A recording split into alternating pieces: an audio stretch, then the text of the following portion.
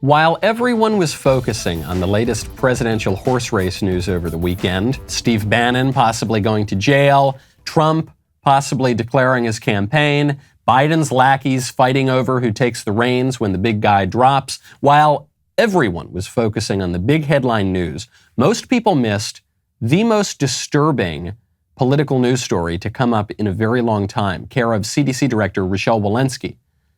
2 little kids just came down with monkeypox. We do have seen now 2 cases that have occurred in children. Both of those children are traced back to individuals who come from the men who have sex with men community, the gay men community. And so when we have seen those cases in children, they have generally been what I call adjacent to the community most at risk. I should also mention, importantly, those children are doing well. Doing well?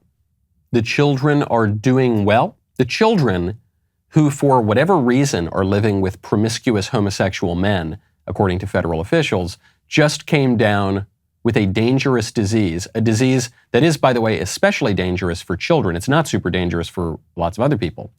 A disease that you pretty much only get from having sexual contact with gay men who go to orgies. And the kids are doing well? According to recent research in the New England Journal of Medicine, 95% of monkeypox cases have been transmitted through sexual activity.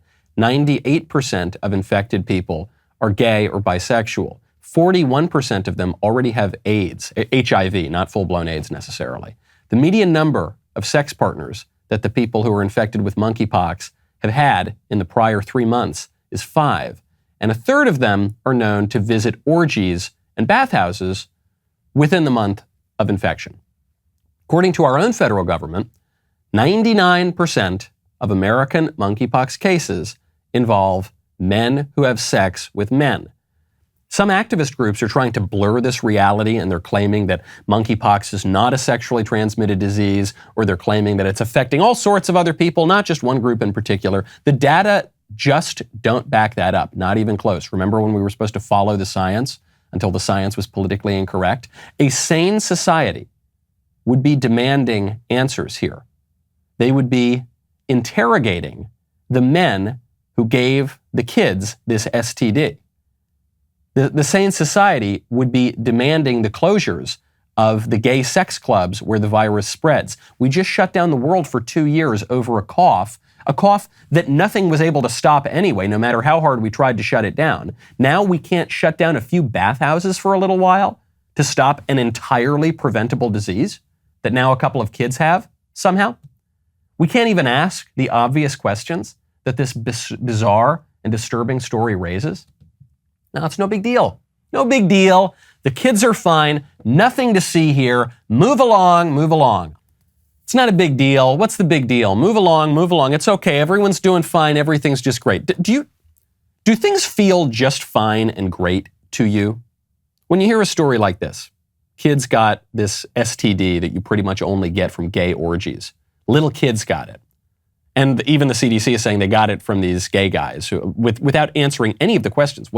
What's the relationship here? What do you mean household transmission? No, it's okay. Never mind. Don't ask any questions. It's fine. Right now, the CDC, the public health authorities, are trying to have it both ways.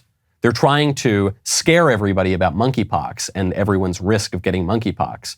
But they can't get past the scientific facts, which is that virtually everyone who's getting this is getting it from promiscuous gay sex. So then when they say, well, actually, even kids can get monkeypox, the obvious next question is, how? How did that happen? Oh, never mind. Don't ask that question. Just be afraid of this virus. The virus that essentially only affects this one very niche community.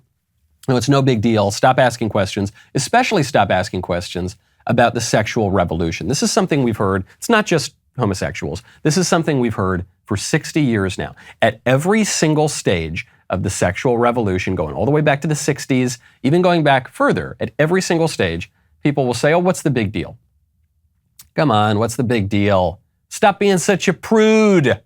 You're such a square. No, it's not. What's the big deal about free love? What's the big deal about promiscuous sex? What's the big deal about the hookup culture? What's the big deal about ubiquitous contraception and then abortion, which followed shortly shortly thereafter. What's the big deal with redefining marriage? What's the big deal with the transgender movement? What's the big deal if a guy wants to pretend to be a woman? What's the big deal with the guy going into the girls' locker room? What's the big deal with the guy taking the trophies from the women? What's the big deal now with transing 2-year-olds?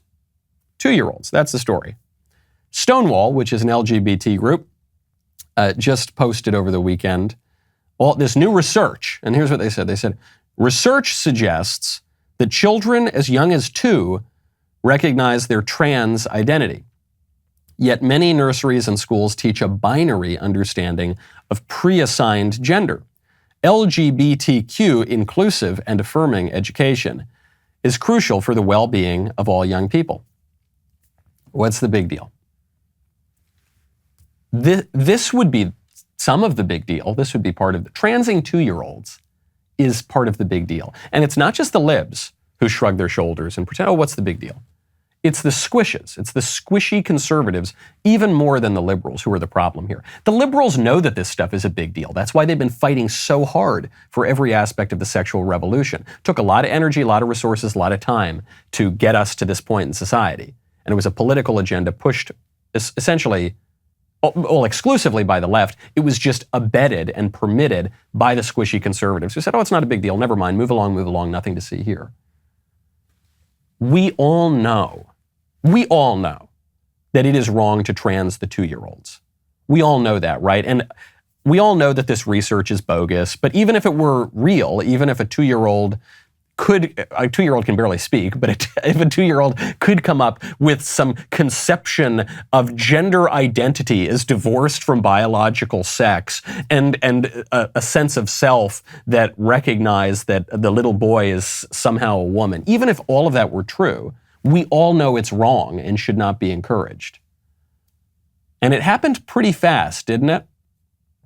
To go from 1960s free love kind of culture to what you would call the gay rights movement. That took, about 20 years or so? Then to go from the gay rights movement to redefining marriage, that took about, 15 years or maybe a little bit more. Maybe that was like 20 years. Then to go from gay marriage, 2015, to transing kids, that took about, 5 years, if that. And then to go from transing kids, including in elementary schools, to transing the 2-year-olds, that took like 6 months. This is accelerating. And every step along the way, people say, oh, is this a big deal? Come on, this is a trivial culture war issue. Yeah, it's a culture war issue, but it ain't trivial. That's why the libs are spending so much time on it. We all know, if anyone here has ever had a 2-year-old, and you can picture these predators, these political predators coming up and trying to trans your little 2-year-old, you would probably feel an instinct to violence, okay? You know it's a big deal. Everybody knows it's a big deal. Where does this come from? Where does it come from? It comes from the reticence of squishes to state plain truths because they don't want to offend people and they don't want to be politically incorrect. I'm glad you liked that clip. We are so close. We are so close to 1 million views. Then I'll get my big gold play button from YouTube. Then I will put that outside of my office to boast to Mr. Ben Shapiro. And then he will be very, very angry. And then probably at that point, YouTube will just nuke my whole channel, so it'll be a moot point. But bring me there, baby. Let's do it. Let's make it happen. We'll see you next time.